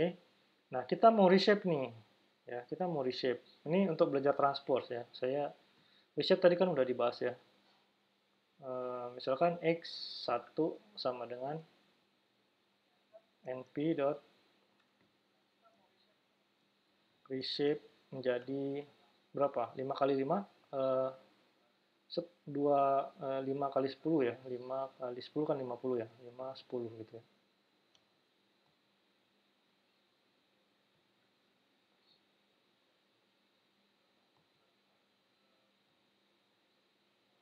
5 kali 10. Nah,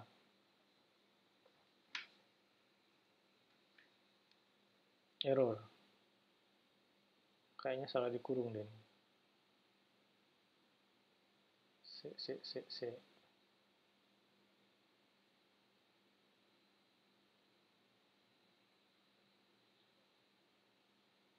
Oh iya, yang di reshape apa lupa saya nulisnya.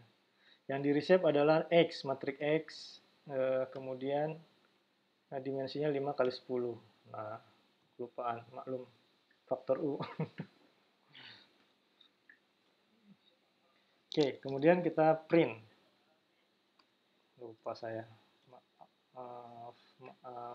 Nah, ini ya. Kita bisa lihat bahwa tadinya ukurannya 1 kali N ya, atau 50 menjadi 5 kali 10. Syaratnya apa? Jumlahnya harus sama dengan komponen awal ya untuk reshape. Oke. Nah, sekarang bagaimana kalau tadinya bentuknya 5 kali 10 mau ditranspose? Transpose itu artinya tukar posisi gitu ya. Tadi jadi apa istilahnya itu? Mendatar apa? Melebar jadi memanjang gitu kan atau meninggi ya.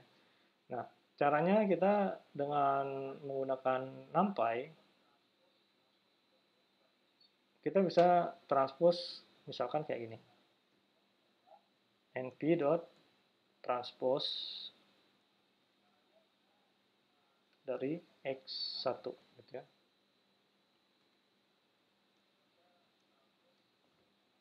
Nah, oke. Simple kan? Hanya transpose saja.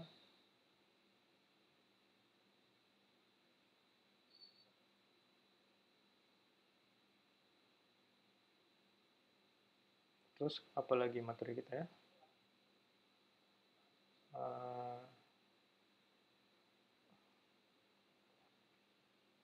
Belum di run, sorry.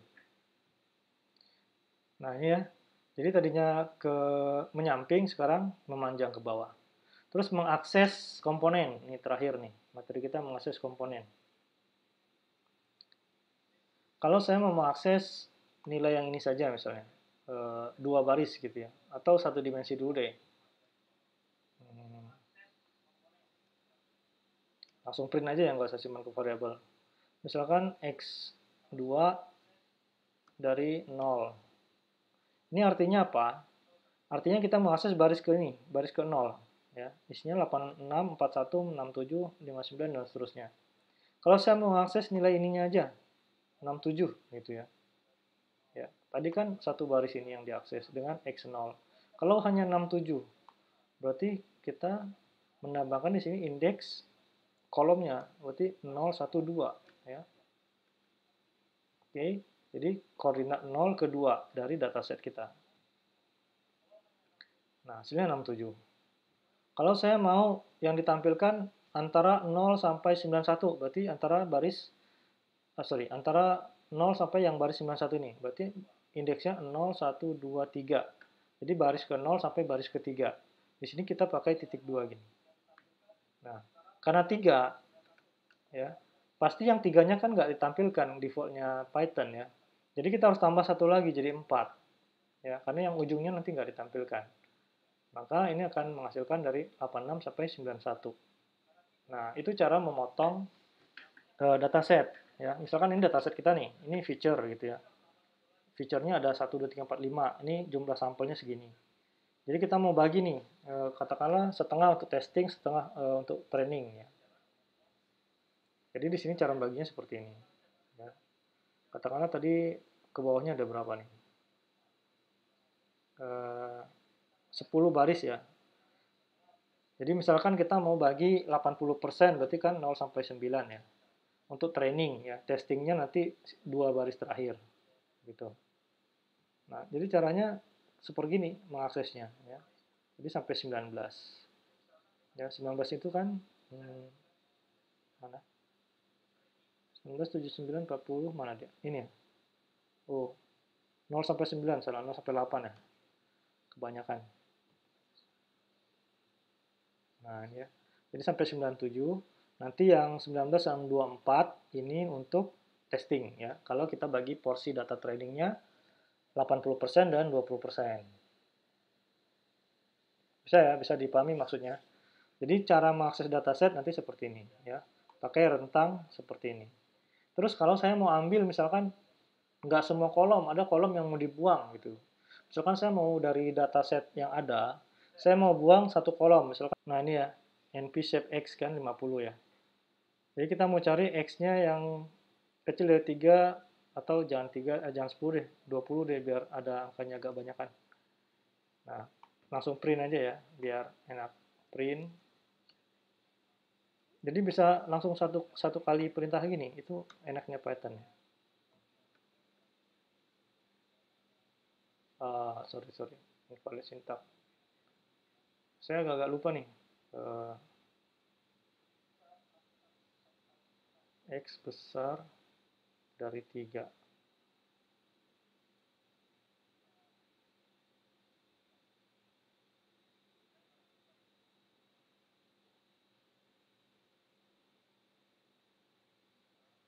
Apa kurung nggak ada ya? Saya agak lupa.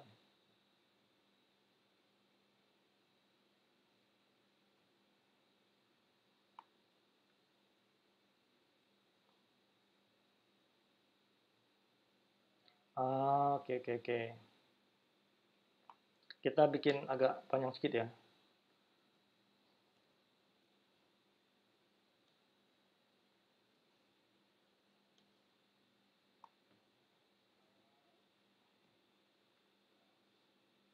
Nah, ini nilai X-nya kan.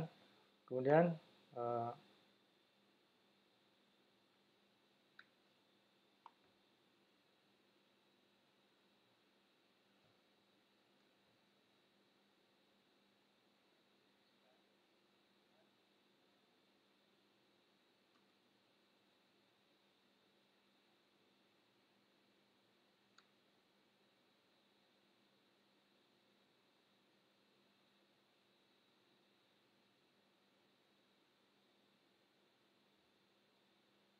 oke lah, ini kayaknya akan habis waktu kalau ini. Nanti di lain waktu di seri selanjutnya akan saya sampaikan ya. Saya agak lupa ini.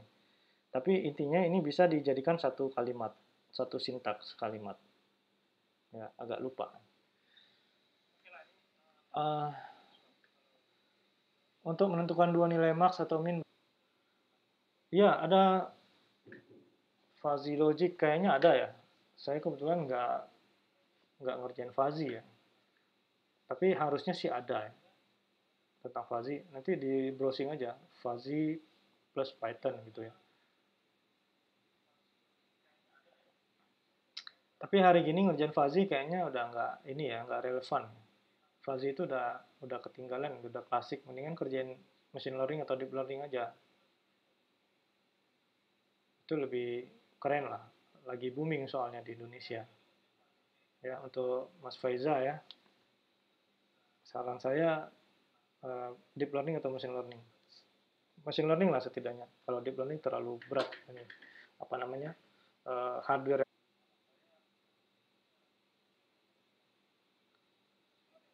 Oke. Gimana nih? Masih mau lanjut? Kayaknya udah cukup panjang ya. Kasihan nanti kuotanya. Gini, sebetulnya ada satu materi lagi, kan bukan satu materi, ini materinya cukup singkat sebetulnya. Bagaimana cara kita mengakses dataset kalau kita upload ke Colab ya. Nah, gimana caranya nih? Kan kita nanti bakalan ngupload ke Colab kan, bener nggak? Ya kan? Nah, Colab itu dia nanti biar semangat ya, biar semangat. Coba buka di drive, nanti saya tunjukkan cara buka file sekaligus. Biar nanti coba-coba nanti ngambil matriksnya dari file gitu. Nah, di My Drive itu ada direktori namanya Collapse Notebook. Nah, disinilah file notebook kita yang tadi, ya, IPython yang tadi tersimpan. Nah, ini ya. Jadi saya udah buat 3 ini ya, untuk contoh hari ini. Ini ya hari ini ada 3 file notebook.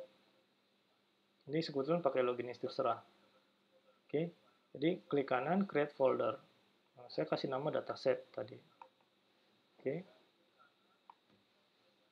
Nah,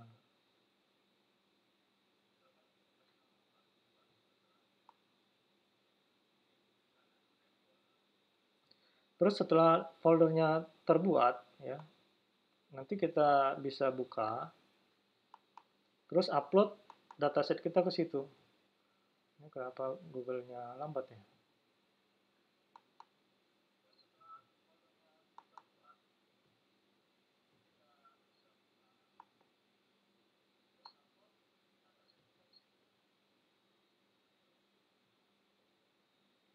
Nah ini ya, uh, jadi di directory dataset, nih ya, directory dataset atau folder dataset, itu saya upload file namanya ecs.txt. Kalau dilihat isinya kayak gini. Ya, di sini ada students, tak 1, tak 2, total gitu ya. Ini nama students, misalnya ini tak 1, statusnya turn in, total ya. Tas 2, turn in, total, angka gitu ya. Nah, misalnya kayak gini. Ini kan file CSV ya, dipisahkan tanda apa namanya, tabulasi. Oke. Nah, cara menguploadnya kan simple ya, buka folder atau Windows Explorer, drag and drop aja ke sini ya di Google Drive. Contoh,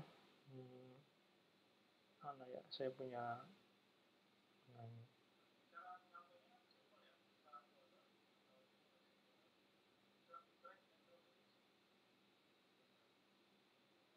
misalnya ini nih, drag and drop ke sini. Ini file sembarang nih. Oke.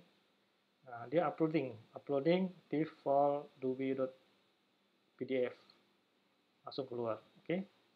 Ini bentuknya PDF. Jadi simple ya, drag and drop, buka Google Drive seperti main Windows Explorer biasa. Terus bagaimana kita mengakses file ini ya di dalam dataset? Nah, caranya seperti ini. Mana tadi notebook kita ini?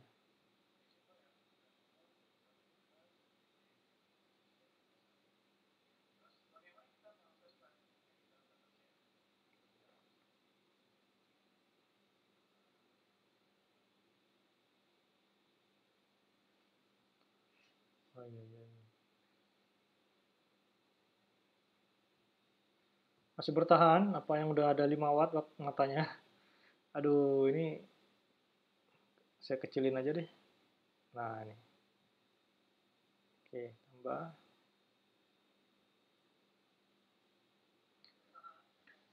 Nah, ini nanti bisa dicari di internet juga sintaksnya kalau nggak sempat nyalin dari sini.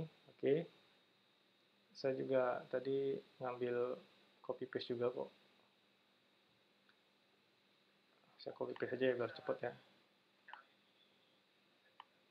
Ini default, jadi ikuti saja karena itu udah dari Google-nya seperti itu caranya. Jadi drop google.colab import drive. Kemudian drive mount content G drive ya. Sebetulnya ada satu direktur lagi namanya my drive. Kayak gini. Drive-nya besar. Nah, ini adalah direktori untuk mengakses data Google Drive kita. Terus kalau kita running, error ya. Oh iya, ini nggak bisa mount point-nya nggak bisa ya. Nah, kita hapus dulu deh, nanti bukanya dari host.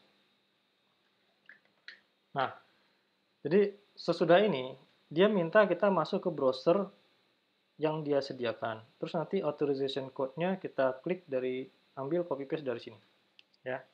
Jadi kalau kita buka ini, dia akan buka window baru.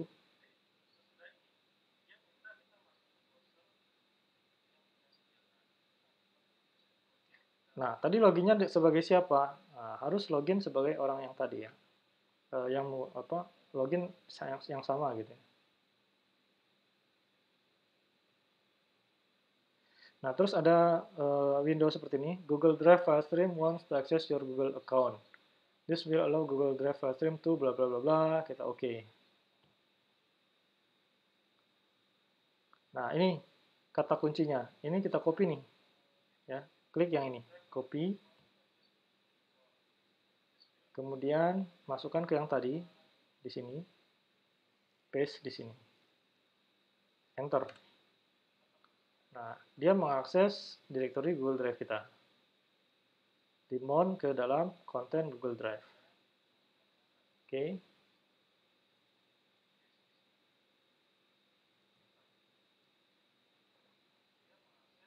Terus kita ingin melihat nih seperti apa isi Google Drive kita.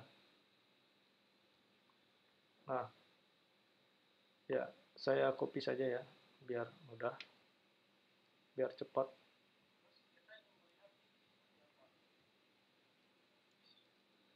Nah, mount path-nya tadi kan konten G Drive ya, sama dengan ini ya.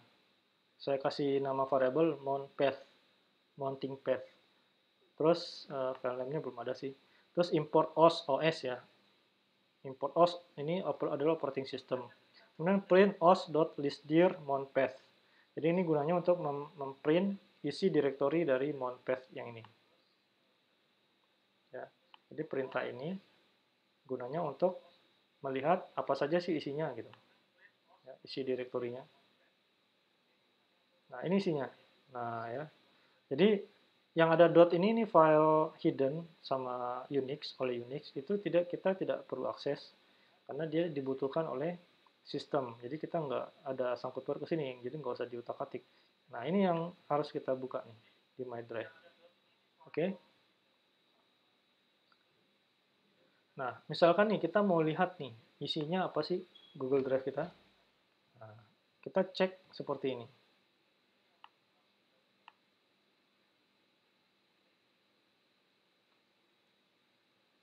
Jadi saya bikin directory baru, drive path. Nah, ini pakai concatenate ya, karena dia string ya, di concat aja.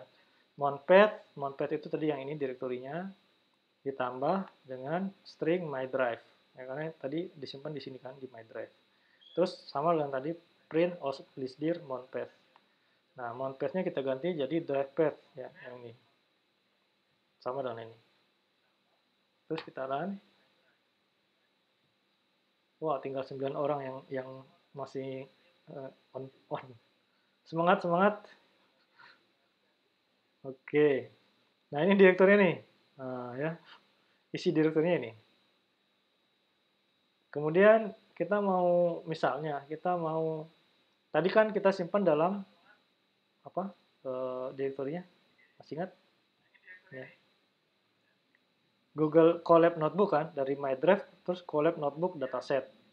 Nah, kita ganti nih atau kita arahkan lagi ke sana. Wah, agak lambat loading. Ini ya.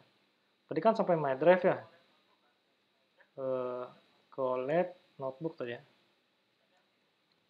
Terus dataset, gitu kan? Nah, ini direktur kita nih sampai sini. Terakhir.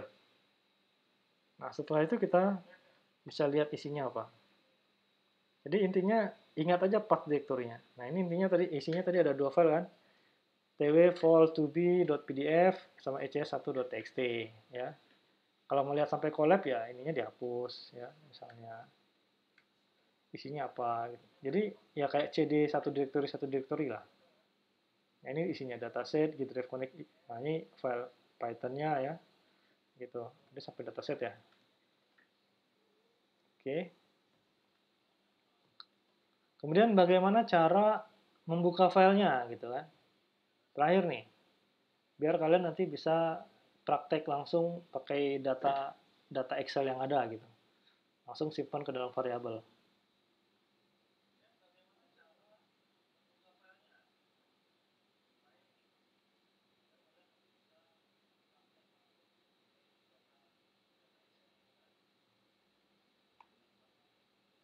Nih, biar cepet saya copy aja, kalau ngetik agak lama soalnya.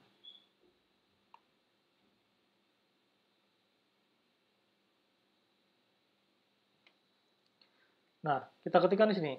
File name ini nama variabel biasa ya. Kemudian os listdir data path ya, sorry drive path tadi ya, drive path.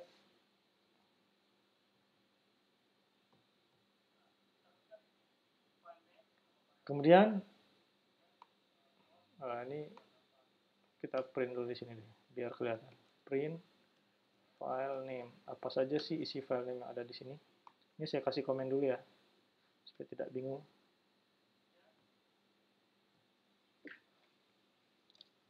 Nah, ini isinya ya. Jadi ada dua file di dalam array. Nah, tadi kan kita udah belajar ya cara membaca isi array kan. Nah, file yang mau saya ambil yang ini nih. Berarti di indeks ke 0, indeks ke 1.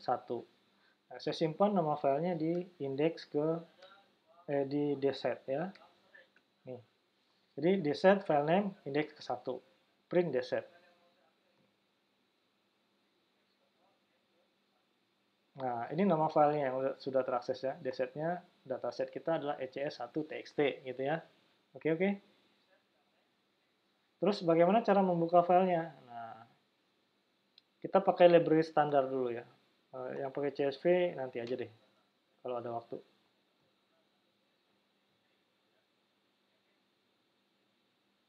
Tambah lagi. Nah, F sama dengan open data path. Tadi saya pakai drive path ya. Drive path. Ingat, membuka file harus komplit sama path-nya ya. Jadi, path-nya tadi yang ini, sampai dataset. Oke.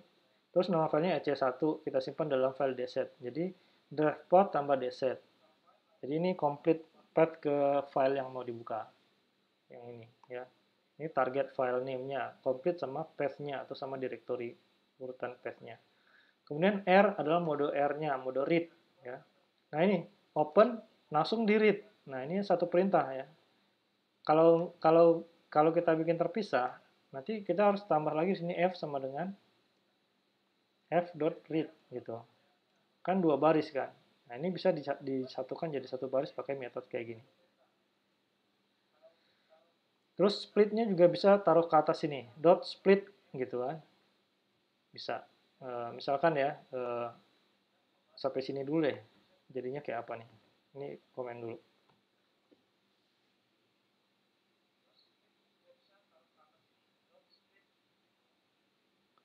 Nah, ini filenya ya. Printf gitu kan. Nah, ini mau saya split berdasarkan baris baru misalkan. Di sini kan total baris baru driven alpharesi dan seterusnya baris sampai 0 baris baru gitu ya. Ini mau di split berdasarkan misalnya baris itu dalam Python itu backslash n atau new line. Di sini adalah new line. Harus pakai string, harus pakai tanda kutip. Sehingga nanti jadinya dia akan berubah menjadi tadinya di sini teks ya, karena nggak ada apa-apa. Kalau kita udah split, itu akan berubah menjadi array. Makanya kita harus konsep array-nya matang ya. Isi array-nya ini. Repot kan ngeliatnya, itu yang tadi saya ceritakan di awal ya. Sampai ke kanan gitu. Makanya kita ganti dia pakai np array ya. Coba kalau kita ganti dengan np array, f sama dengan atau di sini aja biar nggak usah ganti variabel, np.array f gitu. Nah, kan ke bawah jadi enak lihatnya ya. Oke. Terus wah ini nggak enak lagi nih. Ada tabulasi ini gimana ngilanginnya gitu. Nah, itu bisa kita split juga di sini. Ya. Atau kita mau jadikan dia simpan ke array baru misalnya. Nah, saya copy aja biar cepet. Agak panjang soalnya dikit, nggak panjang sih. Nah, kita simpan dia ke array baru. Saya buka di sini aja. Tambahin code baru.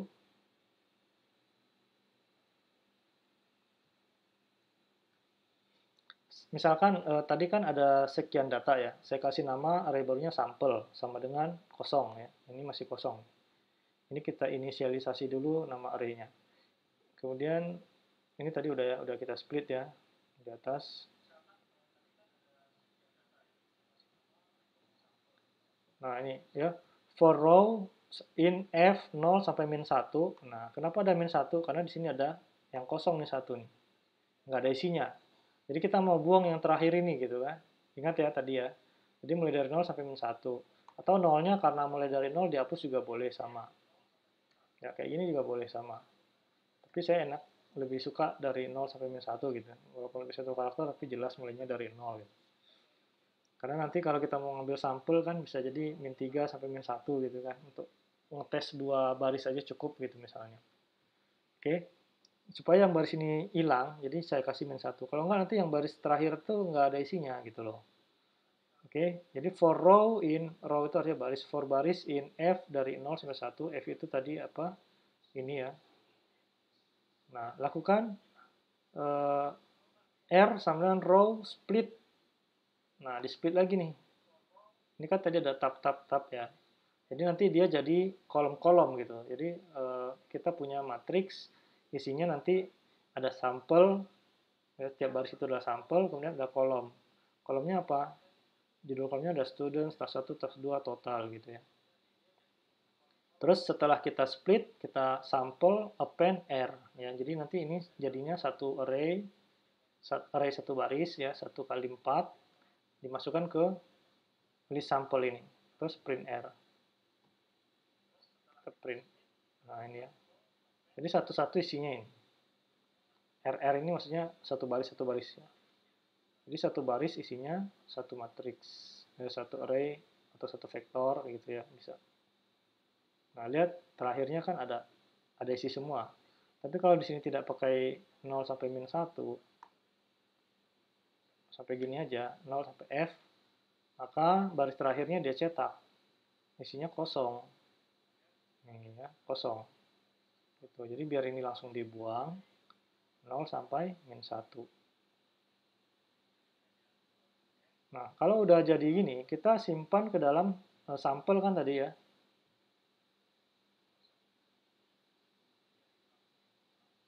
Nah, kita tinggal print aja sampel. Itu udah jadi array yang bisa kita utak-atik dengan perintah npmp tadi ya, numpy yang tadi. Nah, ini kan ke kanan ya, capek ya lihatnya ya.